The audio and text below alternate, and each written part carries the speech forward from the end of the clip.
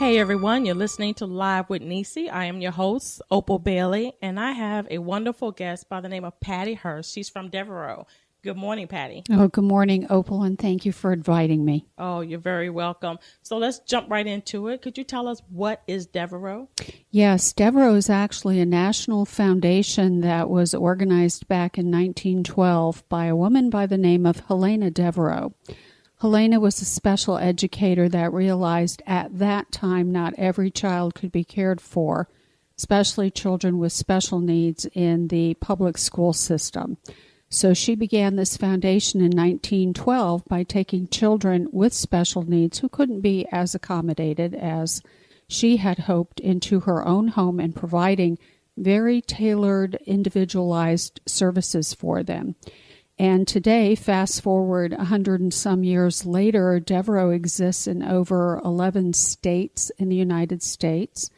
And Florida is the second largest treatment program for Devereux, established in 1988.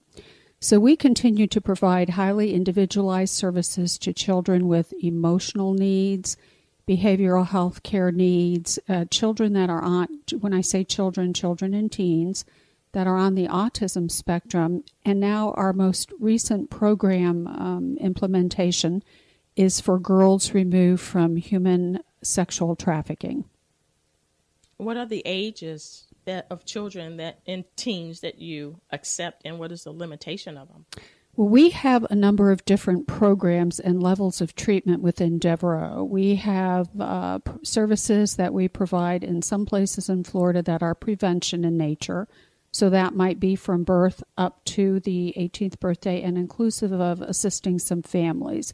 We have foster care programs in some parts of Florida. Here in Brevard, our main focus is residential treatment. We have group homes, and we have a very intensive residential treatment program / specialty hospital. This is the program that you toured that has 136 beds. That license allows us to have children as young as 5, but only up to in most circumstances, up to the 18th birthday. So it varies depending on the setting that the child is in the program and how it's licensed by the state of Florida, the Department for Children and Families, the Agency for Healthcare Administration. We have a number of people that are regulating our programs to ensuring that we're providing the best quality treatment possible for these children. Can you share your typical day at Devereux? A typical day at Devereux. Well, probably typical means atypical, but in any program that a child exists, all of these children are coming from some unfortunate circumstances. A lot of them have been, not all of them, but a lot of them have been abused and neglected. And so that what we really can provide for them that they need beyond clinical treatment is structure. So I'm going to use our hospital as an example. 24-hour service provision to these children who live with us, anywhere from 9 months to a year and a half, and sometimes even beyond that. So our direct care staff that are with our children, direct care professionals, 24 hours a day, they're in this home-like setting with them, waking them up, seeing that they do hygiene, taking them over to the cafeteria to get their breakfast. They have a little bit of downtime. Then it's time for school. Regardless of where a child is placed, they are going to be part of a school day because school is the business of children. I mean, it's very important that we provide academic services as well as clinical services to these kids. And at that hospital campus, and I'm speaking of the one on Morrell Road, we have our own private school that is privately accredited, but we follow the school system, if you were, that Brevard County has. So what we provide in terms of curriculum and so forth is in sync with Brevard County School Board. After school, then the fun begins because the children they have recess and so forth within the school day, but they have physical activities, which, as you know, are important for every child. They also have therapies that need to occur. Each of those children also has either a clinical therapist, a master's level clinical therapist, or a behavioral therapist. And some children require both of those modalities. In addition to that, we have nurses physically present on all of the residential units. So the nurses are working with the kids as well. They work on not just healthcare matters, referring them to a physician when they're ill, but they also conduct groups and classes for the children. Our nursing director, we're very proud of her diabetic teaching class. She does menu planning for kids that come in, and she provides them with the knowledge of how they can have wonderful diets. It's not about what they can't have, it's about what they can have. So she takes them, she does meal planning, they go shopping at Publix, they come back, they prepare the food. It's a wonderful program, and everybody, including staff sometimes, is surprised at what can be possible for these children. Because we're a hospital and we have a pediatric endocrinologist, Dr. Duncan, on our staff since day one, we can take some very brittle diabetics. So kids that are non-compliant with their diabetic treatment are perfect for our program because we have the behavioral expertise and the medical expertise as well to meet the child's needs. Now, when I toured your facility last week, you took me down to some of the classrooms. So can you express or share how does each classroom ministers, I say minister, to each minister child's is a good need? word. Yeah, minister is a good word. Well, our children are actually organized by grade level, which for them sometimes is reading level. And unfortunately, we get kids in at a very advanced stage that are non-readers. So a big thrust in the morning, the very first class of the morning, which is something I don't interrupt with tours, that's considered very sacrosanct, is reading program. We're trying to elevate that child's reading level. So by the time they leave us, they're either on level or they're close to being on level. And we have a lot of success with that because we put our emphasis for that. So we have about 20 classrooms, and they're organized according to age and gender. We have the girls' teen unit is in separate classes from the boys' teen unit, and I think that's probably understandable. We don't want the children to be distracted with a lot of normal teenage issues that come up. We really want the focus to be on their treatment, and while they're in the school, on their academic treatment. Everything we do at that campus is considered treatment, and everything is a treatable moment for the children. So it's run very professionally. I think the thing that I admire most about the classrooms in that campus, because we do such very specific work, it's long-term but intensive residential treatment for children. We have children that are admitted to us not only from around Florida and locally here, but from around the United States and in some cases the islands and around the world. Therefore, if a child is coming to us from, I'm just going to throw out an example here, New Jersey, Cherry Hill, New Jersey, and they're on track to graduate with a regular diploma, as many of our children do. We hold graduations there upon the occasion when kids meet their criteria.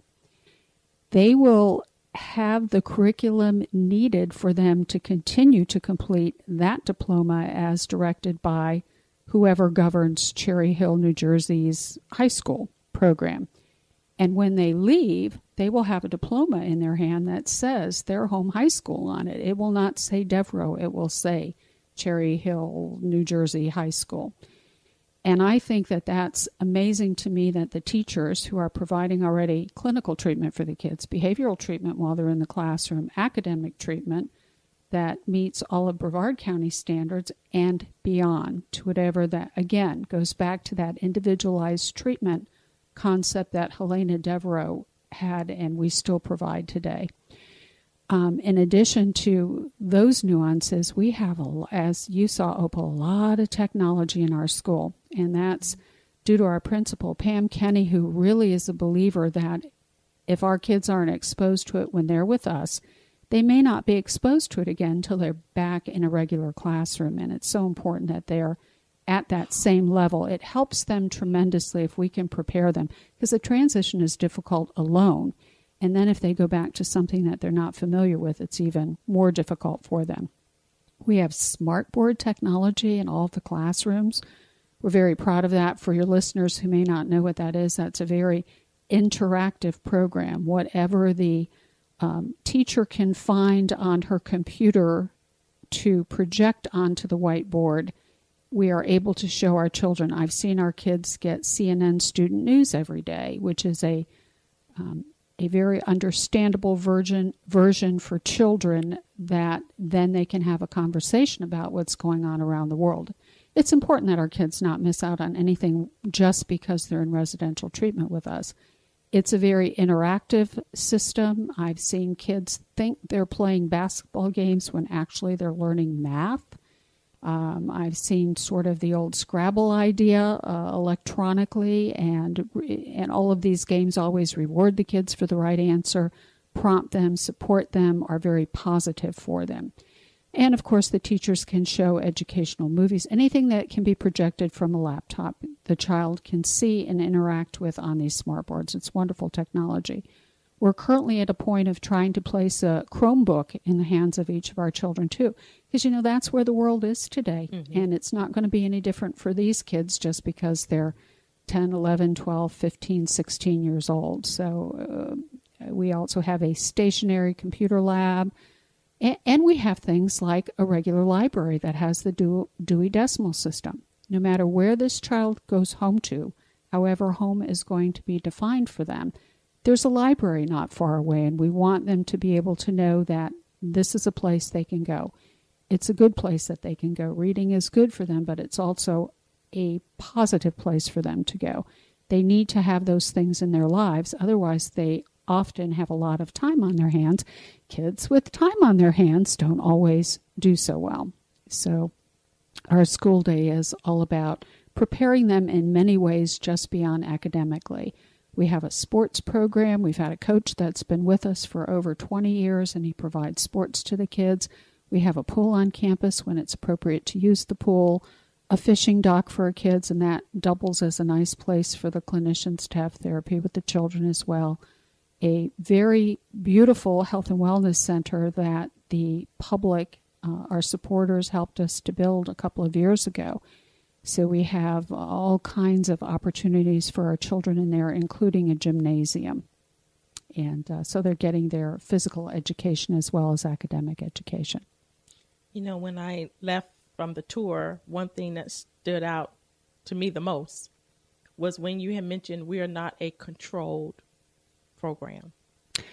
Yes, thank you for asking that question, Opal. I think the public sees and hears things about what happens, especially on that campus, because it's very intensive. So that means initially when the child comes in, they have very intensive behaviors. But Devereux is not a juvenile justice system. There are other programs around that are juvenile justice systems that meet the needs of those kids.